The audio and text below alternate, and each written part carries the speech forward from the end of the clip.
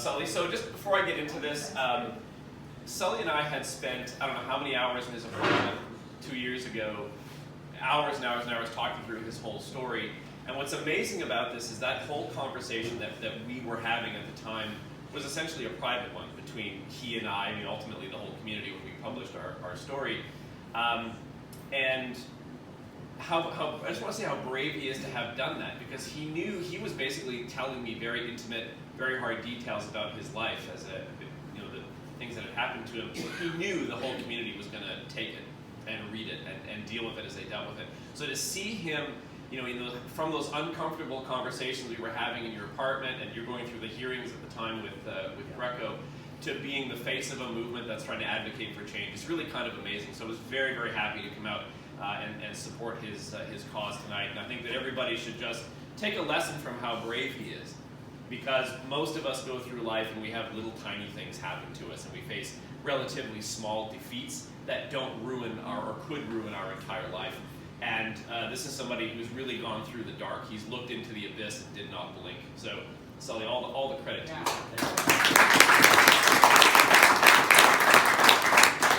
I'm not going to spend a huge amount of time because I do want to get to the movie. I think that Spotlight is a very special film in a couple of ways. One, it highlights what goes on with the Catholic Church and has been going on historically with it in terms of child abuse and the role that journalists can play. And it was really the seminal newspaper investigation that allowed guys like me to come along and do some of the work that we've done. The Spotlight investigation of the Boston Globe happened in 2001. My first investigation into a Niagara priest was the following year. Yeah.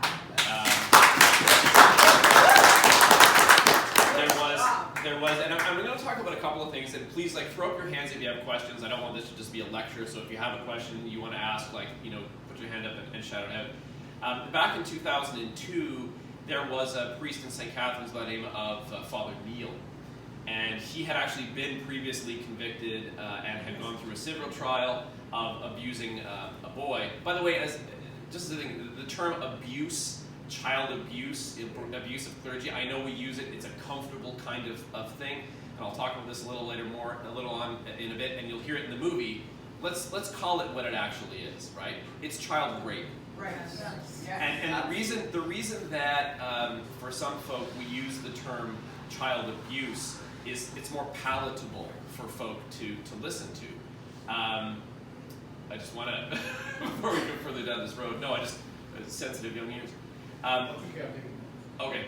One of the reasons that we wrote the story the way we did, and we really did take a cue off of the Boston Globe and the way they attacked the story, was to say, this is not something you can just cover up.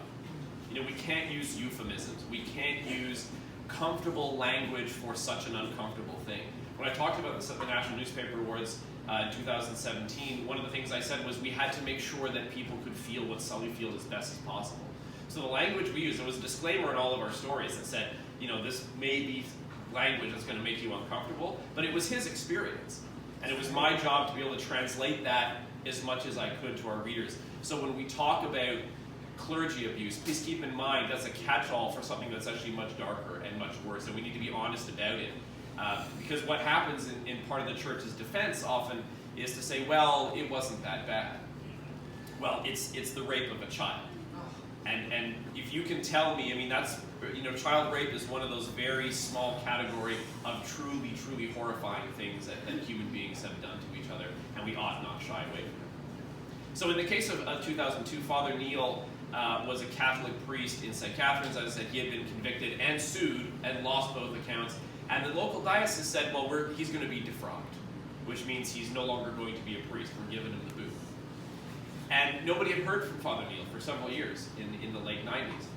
Now, as it turns out, I started my career in the Calgary Herald, so I got a call one day from a woman who knew was now in St. Catharines, but had worked at Calgary, and she said, she was a local woman called from Calgary, said, have you ever heard of Father Neil? I said, well, we've run a few things in the past with the court cases.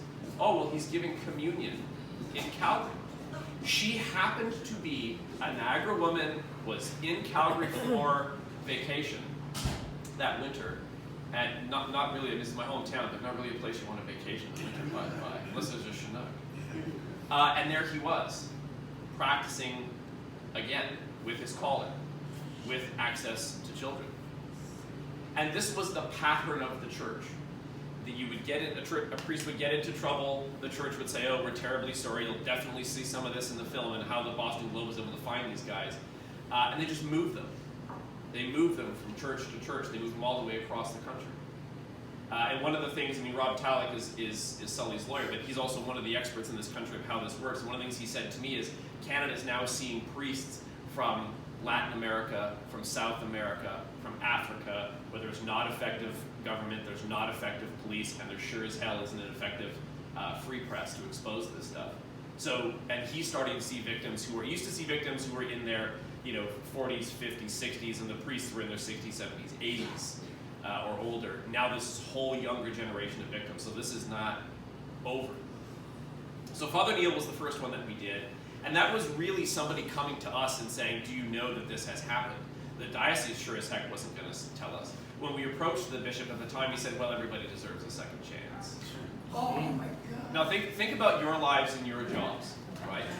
And imagine if you had committed a serious sexual crime in your jobs, right? How many of you would get a second chance? No. And we shouldn't. Right? You wouldn't. It's just not possible. Even if you didn't go to jail, you wouldn't get a second chance. And so this is the pattern. And when you watch this film, I want you to pay attention to a couple of scenes in particular. You're going to see the reporters go into the archives of the Boston Globe, and they're pulling out basically these church directories. They don't publish these anymore, but they used to publish them all the time. And the Globe figured this out by understanding the notations that were being made in these directories when priests were being removed from one parish and put into another. And that's really how Christopher Hitchens used to call it the sexual abuse industry. And that's how it worked in the church. You just quietly moved priests around, and that's how they stacked up these astronomical, almost body counts of victims. And the impact that it has in their lives is absolutely devastating. In the case of Sully, William O'Sullivan, his abuser, Father Greco, this is again another case. This is somebody who had 6 that we know of, right, Sully, including yourself. There was the 3. Right, there's more, but there was the 3 previous, his conviction, he was convicted for 3 when Sully's case came before the courts. But this is again somebody who was not held accountable by the church ever. Now we know for a fact that in the early 80s there were already complaints being made by fairly distraught parents who knew something was up with their kids. And nothing was done. Nothing was done. And it wasn't until the victims came forward as adults that you began to see some things happen. Sully it didn't even occur to him to speak out about it or go to the police or try to have some justice for himself until he basically saw an old newspaper while he was at the Thorold Detention Center for a time. And that's when it twigged him. I mean, imagine. He's had this happen to him. This set his life on a very dark course for a very long time. And it's not until he's in a cell reading a copy of the Standard about Father Greco's previous convictions that he actually says, no, wait, I was one of these guys too. My story minimally deserves to be heard. Greco knew when he was convicted the first time for the first other 3 boys that he had abused that there were more. Of course he knew. The church knew. His superiors knew. Nobody said anything. Nobody volunteered this information, which played directly into Greco's sentence. So he's going through the court system again. We're following it because we knew about his past conviction, but one of the difficulties when you're doing this sort of reporting is that victims understandably often don't like their names and their faces and the details of their stories told, right? They've already been traumatized enough. Often to have this now exposed to the public is even worse. The double-edged sword there is if the public doesn't know who the victims are, if they don't know who a Sully is, then they don't feel the need to act. It's really easy to turn your blind eye when it was a man who's now in his 50s who was abused when he was 6, 7, 8 years old.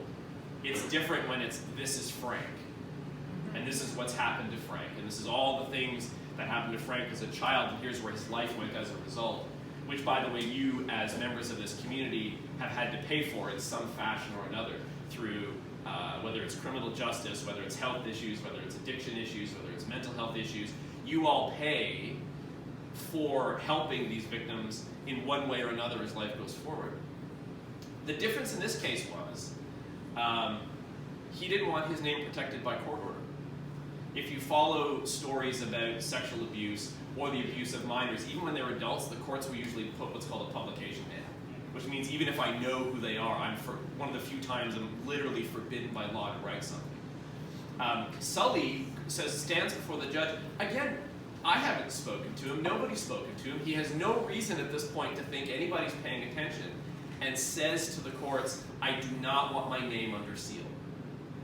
And so his name appears in I think it was just a small story in the Standard, and his name was... flipped. What's that? The judge flipped. Well, so yeah, funny story about that. So we realized that Sully's name has been lifted, and then I approach him to see if he's willing to talk. He says yes. We have a whole bunch of really long conversations. It takes me months and months and months to be able to not just get Sully's story, but to get the details of St. Kevin's, about Don Greco, about the training school for boys in Uxbridge, which is one of the most infamous factories of sexual abuse and rape that this country has sadly ever produced. It's the Western Canadian, or the English Canadian version of the Boys of St. Vincent, if you're familiar with what happened on the East Coast. And our first story, after months of work, drops on the first day of Greco's sentencing hearing. So I'm sitting in press row, which is this little galley in the front of the court. Sully's in the back. It was Nadell. It was Justice Nadell. Yeah. So no, this was the second. Sorry, it was the second day. So we had a hearing. The story dropped. We're on the second day of the hearing now. And before we get underway, Nadell, who's this very tall, lanky judge with glasses, very stern. He never smiles. He never, he's witty but never cracks a joke. And he needs to interrupt the proceedings. And I'm sitting there, and he begins to chew me out for violating a court order. That there was a court order on the names of the victims. Mr. LaFleche is a seasoned investigative journalist. You should know better than this. I'm starting to panic because I'm thinking, I'm going to jail. I'm pretty sure this is wrong, but I'm going to jail. We would have got your canteen money, Grant. I appreciate that. I know you would have had to call some of your friends to keep me from getting too much trouble. Yeah.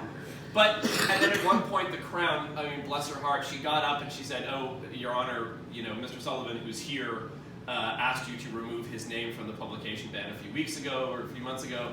And Nadell, without so much as cracking a smile, he's turning the pages of the documents, realizes there's no issue here, and just says, well, in the words of the late, great Gilda Radner, never mind. And then the trial continued.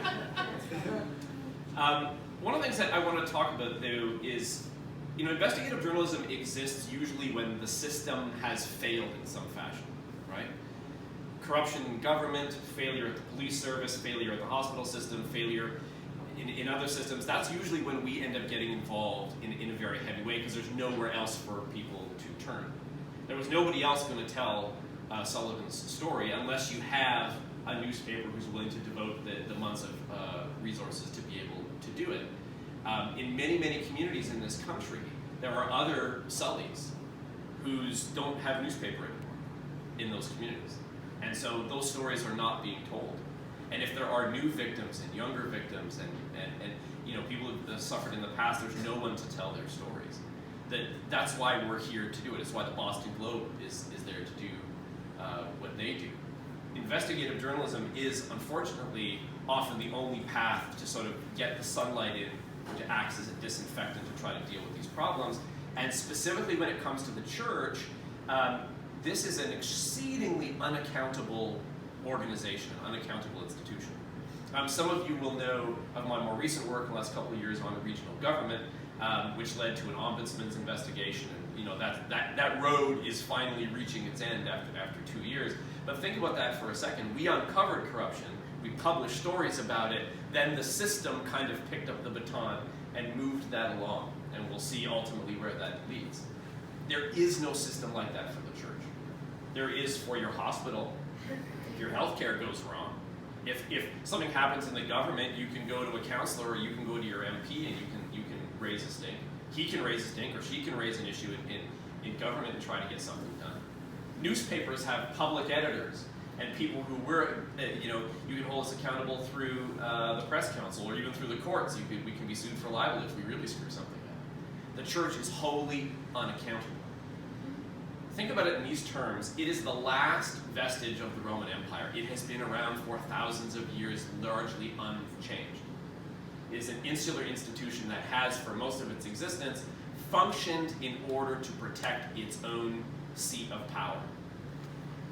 And in a place like Boston, or in a place like Welland, where you have a large Catholic population, that institution has hideous amounts of power. They're not elected, they're not accountable, but they can literally make decisions for families in all kinds of ways. And when you have criminals in that kind of an organization, and that's what these people are, they are insulated from accountability. Who is going to speak out? I mean, one of the things that Sully and I talked about quite a bit, it was in my stories and you'll see it in the film, is who is going to argue with God? If the priest says to you, oh, you shouldn't say anything, Steve, because I'm the voice of the Almighty and what's happening here is fine, as a child, how are you going to speak up against that? You don't. The other thing to pay attention to that, again, comes across both in our reporting and the Boston Globe is the notion of grooming. Now, I don't think they actually use the phrase in the movie, but that's what it is. What they do is this slow process and it's one of the hardest things I think we had to talk about when we did the story, was how priests encounter children and then slowly manipulate them using their position of authority both in the church and in their family and in the community to get them to do the things they want. And a lot of them do this in front of parents with the children there. They will do it in a non-sexual way, but it's sexual in this pig's mind to do it to these children. They do it in front, so the parents start to think, oh, it's just a little touchy-feely, he likes to rub his shoulders or give a pat on the bum when he has a good game. It's all grooming. You'll see in the film, one of the victims who talked to the Boston Globe reporters, he starts talking about how, the relationship with a particular priest goes from that kind of, largely innocent but slightly off kind of behavior to outright discussing issues of a sexual nature. And the quick road they're able to push children down. In Sully's case, it even included threats to excommunicate your devout mother. The Christian Women's League, and they were going to kick her out. I mean, there are a few institutions that have that kind of authority, that can actually say, if you speak up, we're not just going to ruin your life, we're going to ruin... I mean, that's the mob. And that was my first job when I started in newspapers, was to cover organized crime, and there's a lot of parallels in that behavior. The other thing to point out is some of the blowback that happens, which is why I'm so happy to see an organization like this and a movement like this try to advocate for change, because it doesn't happen.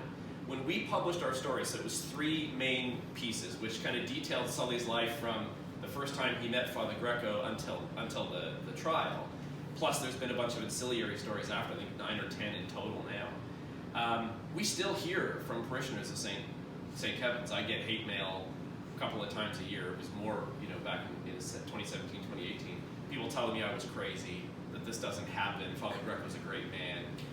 The training school in Uxbridge, which, there was an entire book written by a colleague of mine in Calgary, so it was Edmonton now, about the Uxbridge school, and there's sort of this factory of sexual abuse. And I had people calling me saying, well, I was never raped.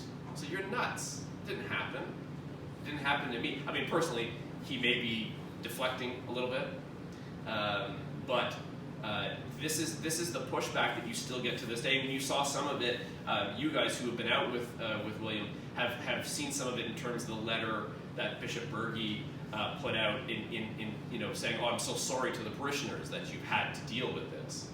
Actions of a few bad priests. The actions of a few bad priests. And that's, if you pay attention to anything tonight, especially when you watch Spotlight. So I've written about 2 that I've focused on, Father Neil and Father Greco. There were a couple, Brother Bernard, and there's a couple of ancillary figures who weren't really from here. The genius of the Globe investigation was they were the first newspaper to show that this was systemic, that there was more than a couple of bad apples. This wasn't one priest or 2 priests. It's like, I think it's like 13 or 14% of priests or more.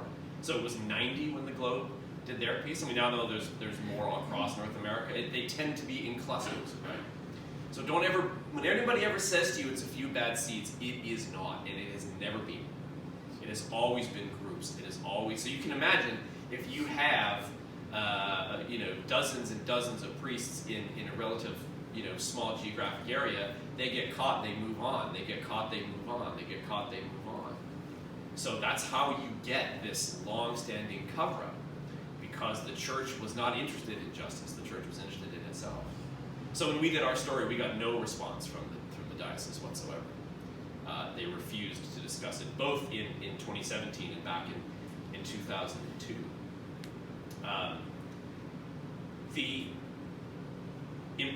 The most important thing to keep in mind for all of you when you're doing these protests, or you're approaching your members of government, or you're approaching your members of parliament, is that there has never been in this country a political voice or a political effort to hold the church to account for what it's done. That's right. Or provide, or even get a sense as to how many victims there actually are in this country. Right. There's a better sense of it in the United States. There's a much better sense of it in Europe, largely because of some very high-profile court cases that were initially usually exposed by the press, that brought this when you saw some of these bishops who were responsible either for covering it up or responsible for the abuse of minors on a truly horrific level. So what you guys are doing is a little bit cutting edge in this country. Oh, it's killing people. You will see, think about how long it took for this country to come to grips with residential schools, right? And what's been done to our indigenous brothers and sisters for many, many, many years.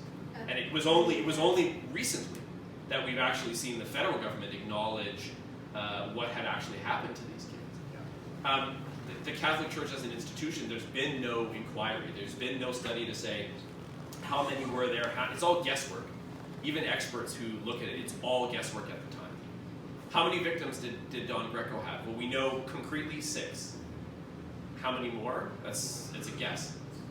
He served at several other churches before and after St. Kevin's, so how many victims? Pedophilia is not a part-time thing, and marriage does not correct a disease like that. I have people ask me all the time about priests being married. I'm sorry, but it's a better cover-up. It's a better way to get to kids. I mean, that's actually one of the interesting things, and it's less of a talking point now. You'll see some of it in the film, but certainly in the 90s and in 2000 it was, where it was thought, because of our attitudes toward gay and lesbian people at the time, it was sort of, well, these priests must be gay, and we got to keep children away from gay people. This was somehow gay men. This was somehow the problem. It's not a homosexual issue. It's pedophilia, and pedophiles come in all shapes and sizes. What's unique about the Catholic Church, when you talk to experts about it, is it allowed an easy opportunity for predators to get access to their prey. And not just because priests, get a job and basically free room and board and that kind of thing.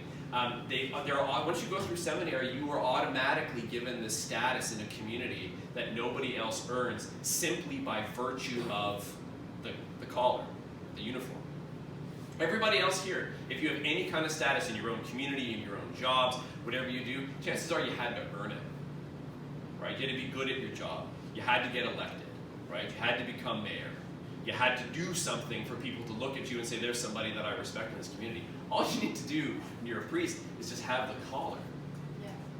And so really and we know this both through legal experts, we know it through other reporting in other newspapers, we know it from what studies have been done in other countries, that seminary was a place for these people to go because they knew, the predators knew this would be an avenue for them. And there was a critical mass of them, so they were willing to protect themselves. I don't want to go on too long because the movie's way more interesting than me. Plus, it's got Michael Keaton. That's pretty cool. Do you have any questions before I step down and kind of let the movie roll? I have one. 2 isolated priests that you discussed in Niagara. Do you think maybe it's more prolific than that in Niagara? Statistically, yes. Yeah. I can't. It's hard for me to say, how many kids may or may not be victims right now. The Catholic Church has diminished significantly. So there are, right now one of the issues the church faces across the world is a lot of these old churches are closing because the number of parishioners who are there they're dying off. A lot of gray heads, for one thing. Believers found other places to go for all kinds of different reasons, sexual abuse by the clergy being one of them. But when you look at places, a very Catholic town it was for a really, really long time, same with St. Catherine's, Thorold, you do have to ask yourself, statistically, 2 is, very low. I mean, they actually will talk about the numbers. One of the great things about this movie is actually shows you like really how this work is done, like how hard it is and how long it takes us to pull together the materials necessary. And they actually talked to an expert in this film, who's one of the early people who did studies on this, and pay attention to the statistics.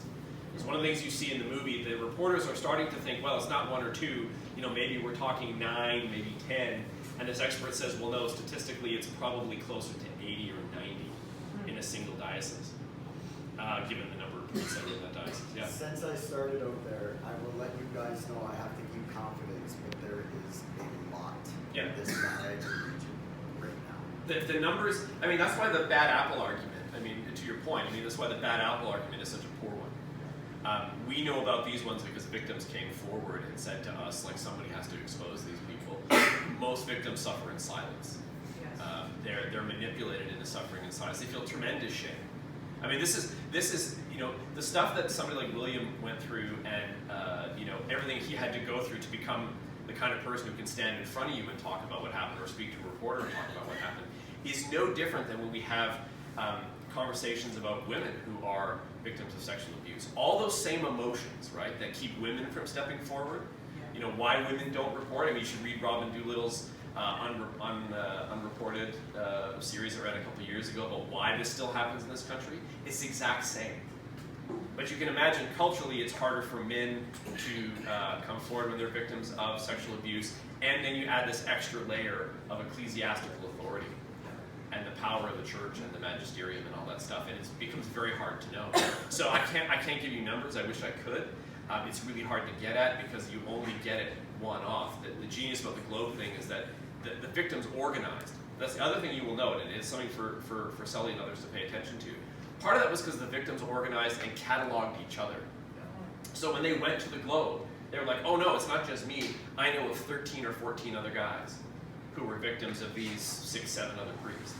And then it snowballs, right? It snowballs.